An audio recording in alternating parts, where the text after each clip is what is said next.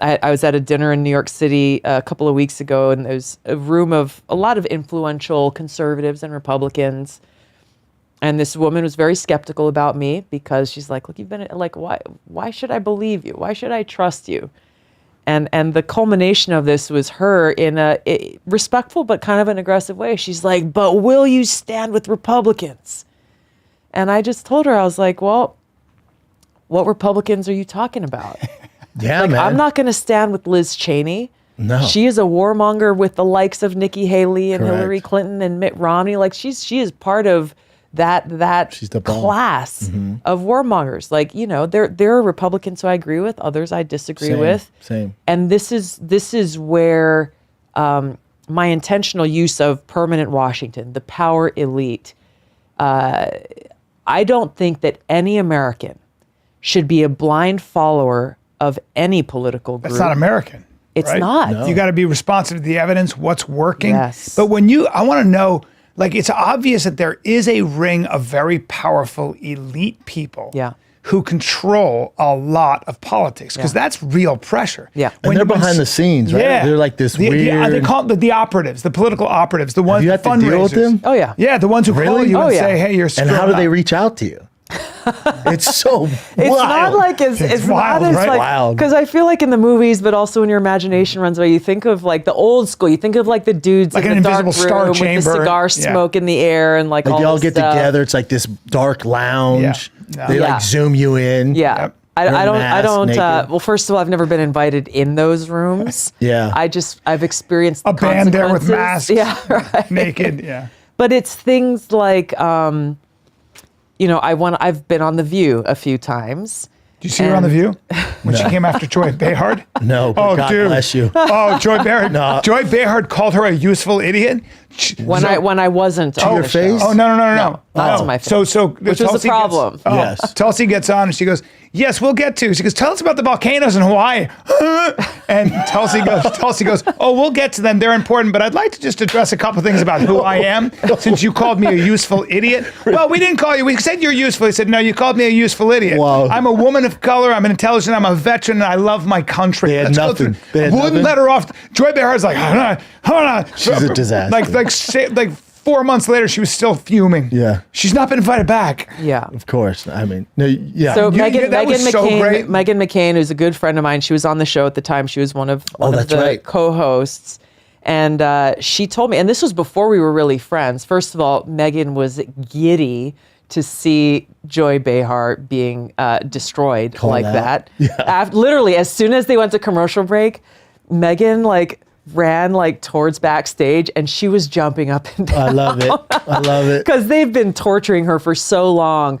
But before before Megan and I were friends, we had just been introduced by a mutual friend. Megan she attacked me politically, publicly before. I wasn't a big fan of hers because of that. A mutual friend of ours who knew us both fairly well said, I think you guys would actually get along. You guys should just go have lunch. And so we're like, okay, let's do it. We went and had lunch.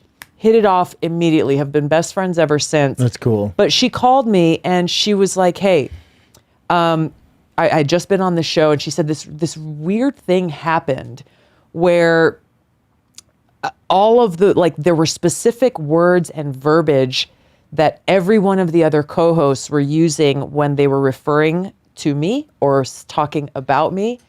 And Megan was looking through her blue cards because they have producers who come in, they sure. brief you on the topics and you get the notes and everything else for each one. But Megan was like, this is the first time I've ever seen a situation where every other co-host on the show is using the exact same words about you, almost like they got a memo and talking points in advance. And they did. And Megan's been in this business for a long time. Hot second, yeah. And she was really kind of shaken by this. Scary. And so there's so many different examples. So there is an elite, there is a behind the scenes of course, group of people. Of course. Remember when Chuck Schumer? And once they set your sights on you, You're screwed.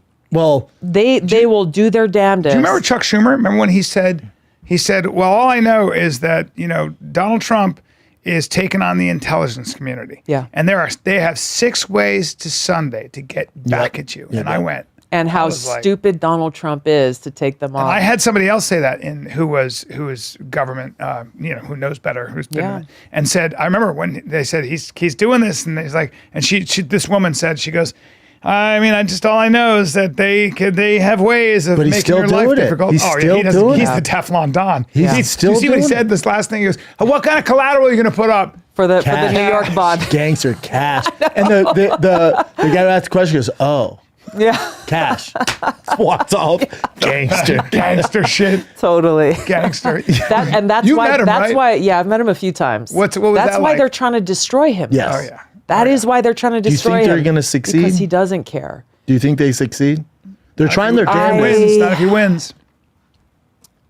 He would win I today. don't know. I don't know. And this was the reason why I was surprised that he won in 2016 because of that. Because I knew how powerful the Clinton machine was and is.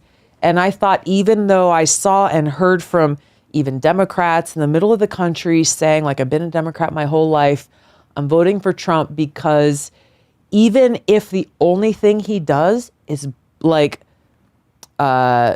figuratively blows that whole place up to That's what we pieces, want. that's what we need in order to rebuild a government of, by, and for the people. Mm-hmm. I was surprised he won because I thought that the Clinton machine would figure out a way to win. I mean, eventually they did, right? Yes, and they essentially like launched this years-long soft coup to try to undermine his entire presidency. By bringing in big tech, by bringing in journalism, and by the bringing national in security corporations. state Yes. and law enforcement and the Department of Justice. Man, which they're obviously, powerful. all of that is still happening today. Yes. So my hope is that as this has gone on, more and more Americans have their eyes open to these powerful dark forces and why they're trying to destroy him. They do, right? And make sure that we show up and vote Yes. against those dark But to forces. your point- But that's why I who are think it was good during destroying the our democracy. midterms. Like anyone who's read was like, oh, this is a landslide. Republicans are going to crush the midterms. But they didn't. I think they just assumed, and then they go out and vote. Then they go That's their exactly way. what happened. But I think it's a good sign if you're on the right. It's a good sign because all right, learn the midterms didn't go how you Yeah. thought.